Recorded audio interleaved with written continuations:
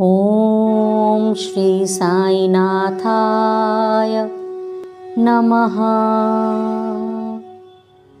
आज हम साईं बाबा के आशीर्वाद से अध्याय 13 का श्रवण करेंगे। भीमाजी पाटिल, बाला गणपति दर्जी, बापू साहेब बूटी, आनंदी स्वामी, काका महाजनी, हरदा के दत्तोपंत आदि की कथाओं का श्रवण करेंगे।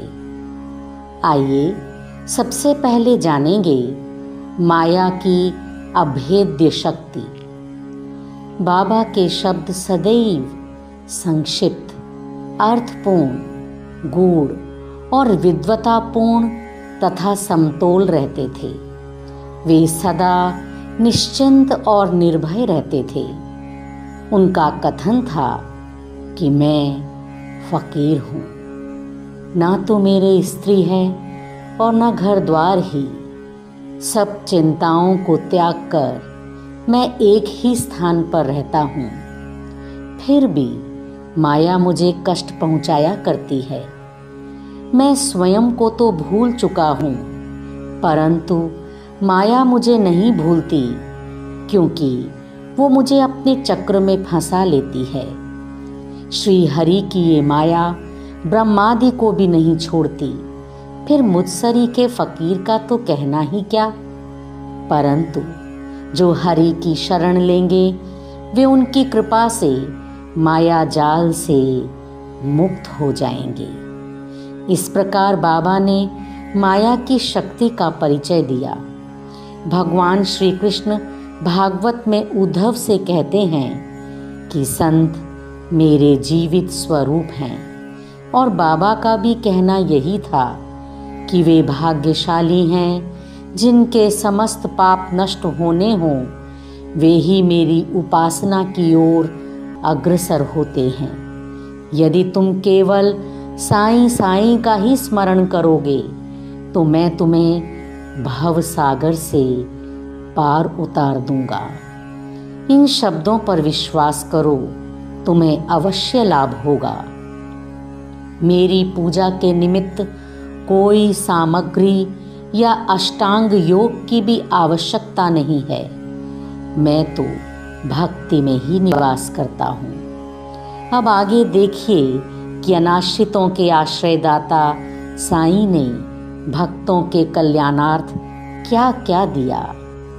पहली कथा भीमाजी पाटिल सत्य साईं व्रत की। नारायण गांव, तालुका जुन्नर, जिला पूना के एक महानुभाव भीमाजी पाटिल को सन 1909 में वक्षस्थल में एक भयंकर रोग हुआ, जो आगे चलकर क्षय रोग में परिणत हो गया। उन्होंने अनेक प्रकार की चिकित्सा की, परंतु कुछ लाभ ना हुआ। अंत में हताश होकर उन्होंने भगवान से प्रार्थना की, हे नारायण, हे प्रभु, मुझ अनाथ की सहायता करो। ये तो विदित ही है कि जब हम सुखी रहते हैं तो भगवत स्मरण नहीं करते, परंतु ज्यों ही दुर्भाग्य घेर लेता है और दुर्दिन आते हैं, तभी हमें भगवान की याद आती है। इसीलिए भीमाजी ने भी ईश्वर को पुकारा। उन्हें विचार आया कि क्यों न साईं बाबा के परम भक्त श्री नाना साहेब चांदोरकर से इस विषय में परामर्श लिया जाए, और इसी हेतु उन्होंने अपनी स्थिति पूर्ण विवरण सहित उनके पास लिख भेजी और उचित मार्गदर्शन के लिए प्रार्थना की।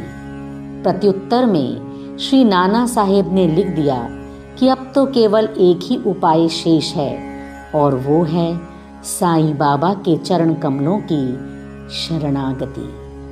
नाना साहेब के वचनों पर विश्वास कर उन्होंने शिरडी प्रस्थान की तैयारी की। उन्हें शिरडी में लाया गया और मस्जिद में ले जाकर लिटाया गया। श्री नाना साहेब और श्यामा भी इस समय वहीं उपस्थित थे। बाबा बोले कि ये पूर्व जन्म के बुरे कर्मों का ही फल है, इस कारण मैं इस झंझट में नहीं पड़ना चाहता। ये सुनकर रोगी अत्यंत निराश होकर करुणापूर्ण स्वर में बोला कि मैं बिल्कुल निस्सहाय हूँ और अंतिम आशा लेकर आपके श्री चरणों में आया हूँ। आपसे दया की भीख मांगता हूँ। हे दीनों के शरण, मुझ पर दया करो। इस प्रार्थना से बाबा का हृदय द्रवित हो आया और वे बोले, अच्छा ठहरो, चिंता ना करो, तुम्हारे दुखों का अंत शीघ्र होगा। कोई कितना भी दुखित और पीड़ित क्यों ना हो, जैसे ही वो मस्जिद की सीढ़ियों पर पैर रखता है वो सुखी हो जाता है। मस्जिद का फ़कीर बहुत दयालु है और वो तुम्हारा रोग भी निर्मूल कर देगा। वो तो सब पर प्रेम और दया रखकर रक्षा करता है। रोगी को हर 5वें मिनट पर खून की उल्टियाँ हुआ करती थी, परंतु बाबा के समक्ष उसे कोई उल्टी ना हुई। जिस समय से बाबा ने अपने श्रीमुख से आशा और दयापूर्ण शब्दों में उक्त उद्गार प्रकट किए, उसी समय से रोग ने भी पलटा खाया। बाबा ने रोगी को भीमाबाई के घर में ठहरने को कहा। ये स्थान इस प्रकार के रोगी को सुविधाजनक और स्वास्थ्यप्रद तो ना था, फिर भी बाबा की आज्ञा को कौन टाल सकता था। वहाँ पर रहते हुए बाबा ने 2 स्वप्न देकर उसका रोग हरण कर लिया। पहले स्वप्न में रोगी ने देखा कि वो एक विद्यार्थी है और शिक्षक के सामने कविता मुखाग्र ना कर सकने के दंड स्वरूप बेंतों की मार से असहनीय कष्ट भोग रहा है। दूसरे स्वप्न में उसने देखा कि कोई हृदय पर नीचे से ऊपर और ऊपर से नीचे की ओर पत्थर घुमा रहा है, जिससे उसे असह्य पीड़ा हो रही है। स्वप्न में इस प्रकार कष्ट पाकर वो स्वस्थ हो गया और घर लौट आया। फिर वो कभी कभी शिरडी आता और साईं बाबा की दया का स्मरण कर साष्टांग प्रणाम करता था।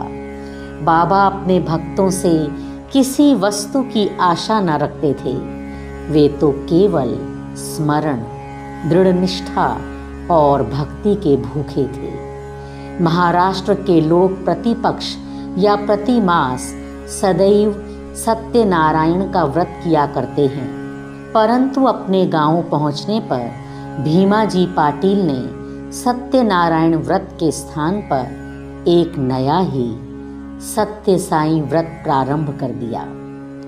अब बाला गणपत दर्जी की कथा सुने। एक दूसरे भक्त जिनका नाम बाला गणपत दर्जी था, एक समय जीर्ण ज्वर से पीड़ित हुए। उन्होंने सब प्रकार की दवाइयाँ और काढ़े लिए, परंतु इनसे कोई लाभ ना हुआ। जब ज्वर तिल मात्र भी ना घटा तो वे शिरडी दौड़े आए और बाबा के श्री चरणों की शरण ली। बाबा ने उन्हें विचित्र आदेश दिया कि लक्ष्मी मंदिर के पास जाकर एक काले कुत्ते को थोड़ा सा दही और चावल खिलाओ। वे ये समझ ना सके कि इस आदेश का पालन कैसे करें। घर पहुंचकर चावल और दही लेकर वे लक्ष्मी मंदिर पहुंचे, जहां उन्हें एक काला कुत्ता पूंछ हिलाते हुए दिखा। उन्होंने वो चावल और दही उस कुत्ते के सामने रख दिया, जिसे वो तुरंत ही खा गया। इस चरित्र की विशेषता का वर्णन कैसे करूं कि उपर्युक्त उपाय करने मात्र से ही बाला दर्जी का ज्वर हमेशा के लिए जाता रहा। अब सुनिए बापू साहेब बूटी की कथा। श्रीमान बापू साहेब बूटी एक बार अमल पित्त के रोग से पीड़ित हुए। उनकी अलमारी में अनेक औषधियाँ थीं, परंतु कोई भी गुणकारी ना हो रही थी। बापू साहेब अमल पित्त के कारण अति दुर्बल हो गए और उनकी स्थिति इतनी गंभीर हो गई कि वे अब मस्जिद में जाकर बाबा के दर्शन करने में भी असमर्थ थे।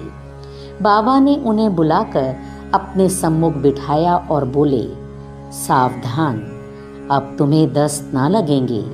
अपनी उंगली उठाकर फिर कहने लगे, उल्टियाँ भी अवश्य रुक जाएंगी। बाबा ने ऐसी कृपा की कि रोग समूल नष्ट हो गया और बूटी साहिब पूर्ण स्वस्थ हो गई। एक अन्य अवसर पर भी वे हैजा से पीड़ित हो गई। फलस्वरूप उनकी प्यास अधिक तीव्र हो गई। डॉक्टर पिल्ले ने हर तरह के उपचार किए, परंतु स्थिति न सुधरी। अंत में वे फिर बाबा के पास पहुँचे और उनसे तृषा रोग निवारण की औषधि के लिए प्रार्थना की। उनकी प्रार्थना सुनकर बाबा ने उन्हें मीठे दूध में उबाला हुआ बादाम, अखरोट और पिस्ते का काढ़ा पियो, ये औषधि बतला दी। दूसरा डॉक्टर या हकीम बाबा की बतलाई हुई इस औषधि को प्राणघातक ही समझता, परंतु बाबा की आज्ञा का पालन करने से ये रोग नाशक सिद्ध हुई और आश्चर्य की बात है कि रोग समूल नष्ट हो गया। आइए अब आलंदी के स्वामी की कथा सुने। आलंदी के एक स्वामी बाबा के दर्शनार्थ शिरडी पधारे।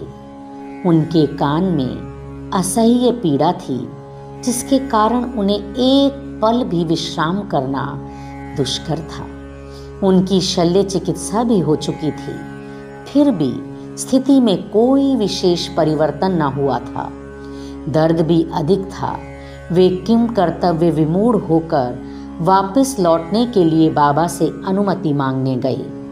ये देखकर श्यामा ने बाबा से प्रार्थना की कि स्वामी के कान में अधिक पीड़ा है बाबा, आप इन पर कृपा करो।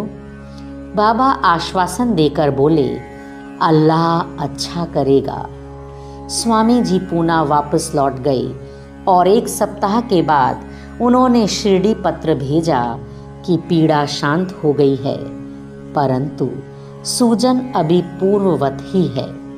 सूजन दूर हो जाए, इसके लिए वे शल्य चिकित्सा अर्थात ऑपरेशन कराने बंबई गए। शल्य चिकित्सा विशेषज्ञ ने जांच करने के बाद कहा कि ऑपरेशन की कोई आवश्यकता नहीं। बाबा के शब्दों का गूढ़ार्थ हम निरे मूर्ख भला क्या समझें। अब काका महाजनी की कथा सुने। काका महाजनी नाम के एक अन्य भक्त को अतिसार की बीमारी हो गई। बाबा का सेवा क्रम कहीं टूट ना जाए, इस कारण वे एक लोटा पानी भरकर मस्जिद के कोने में रख देते थे, ताकि शंका होने पर शीघ्र ही बाहर जा सकें। श्री साईं बाबा को तो सब विदित ही था, फिर भी काका ने बाबा को सूचना इसलिए नहीं दी कि वे रोग से शीघ्र ही मुक्ति पा जाएंगे। मस्जिद में फर्श बनाने की स्वीकृति बाबा से प्राप्त हो ही चुकी थी, परंतु जब कार्य प्रारंभ हुआ तो बाबा क्रोधित हो गए और उत्तेजित होकर चिल्लाने लगे, जिससे भगदड़ मच गई। जैसे ही काका भागने लगे, वैसे ही बाबा ने उन्हें पकड़ लिया और अपने सामने बैठा लिया। इस गड़बड़ी में कोई आदमी मूंगफली की एक छोटी थैली वहां भूल गया। बाबा ने एक मुट्ठी मूंगफली उसमें से निकाली और छीलकर दाने काका को खाने के लिए दे दिए। क्रोधित होना, मूंगफली छीलना और काका को खिलाना, ये सब कार्य एक साथ ही चलने लगा। स्वयं बाबा ने भी उसमें से कुछ मूंगफली खाई। जब थैली खाली हो गई तो बाबा ने कहा कि मुझे प्यास लगी है, जाकर थोड़ा जल ले आओ। काका एक घड़ा पानी भर लाए और दोनों ने उसमें से पानी पिया। फिर बाबा बोले कि अब तुम्हारा अतिसार रोग दूर हो गया, तुम अपने फर्श के कार्य की देखभाल कर सकते हो। थोड़े ही समय में भागे हुए लोग भी लौट आए। कार्य पुनः प्रारंभ हो गया। काका का रोग अब प्रायः दूर हो चुका था, इस कारण वे कार्य में संलग्न हो गए। क्या मूंगफली अतिसार रोग की औषधि है? इसका उत्तर कौन दे? वर्तमान चिकित्सा प्रणाली के अनुसार तो मूंगफली से अतिसार में वृद्धि ही होती है, न कि मुक्ति। इस विषय में सदैव की भांति बाबा के श्री वचन ही औषधि स्वरूप थे। अब हरदा के दत्तोपंत की कथा सुने। हरदा के एक सज्जन जिनका नाम श्री दत्तोपंत था, 14 वर्ष से उदर रोग से पीड़ित थे। किसी भी औषधि से उन्हें लाभ न हुआ। अचानक कहीं से बाबा की कीर्ति उनके कानों में पड़ी कि उनकी दृष्टि मात्र से ही रोगी स्वस्थ हो जाते हैं। अतः वे भी भागकर शिरडी आए और बाबा के चरणों की शरण ली। बाबा ने प्रेम दृष्टि से उनकी ओर देखकर आशीर्वाद देकर अपना वरद हस्त उनके मस्तक पर रखा। आशीष और उदी प्राप्त कर वे स्वस्थ हो गए तथा भविष्य में उन्हें फिर कोई पीड़ा ना हुई। इसी तरह के निम्नलिखित 3 चमत्कार इस अध्याय के अंत में टिप्पणी में दिए गए हैं। पहला चमत्कार, माधवराव देशपांडे बवासीर रोग से पीड़ित थे। बाबा की आज्ञानुसार सोनामुखी का काढ़ा सेवन करने से वे निरोगी हो गए। 2 वर्ष पश्चात उन्हें पुनः वही पीड़ा उत्पन्न हुई।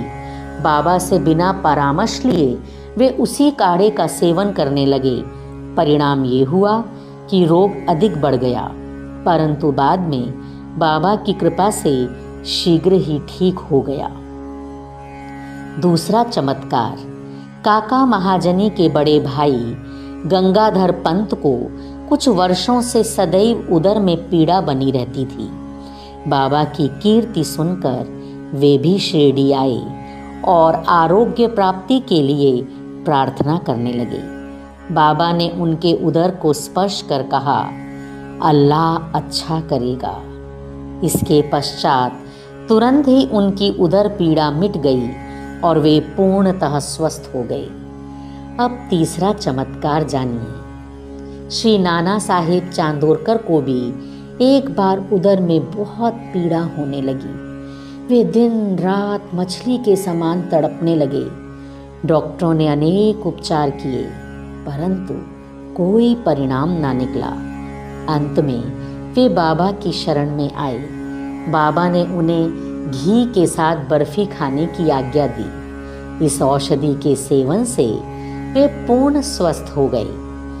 इन सभी कथाओं से यही प्रतीत होता है कि सच्ची औषधि जिससे अनेक को स्वास्थ्य लाभ हुआ, वो बाबा के केवल श्रीमुख से उच्चारित वचनों एवं उनकी कृपा का ही प्रभाव था।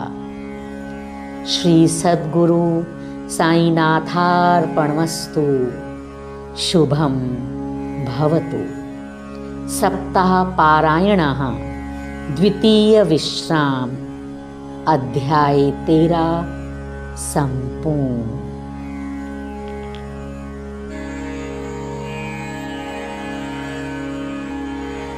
ओम साई देवाय नमः। ओम साई देवाय नमः। ओम साई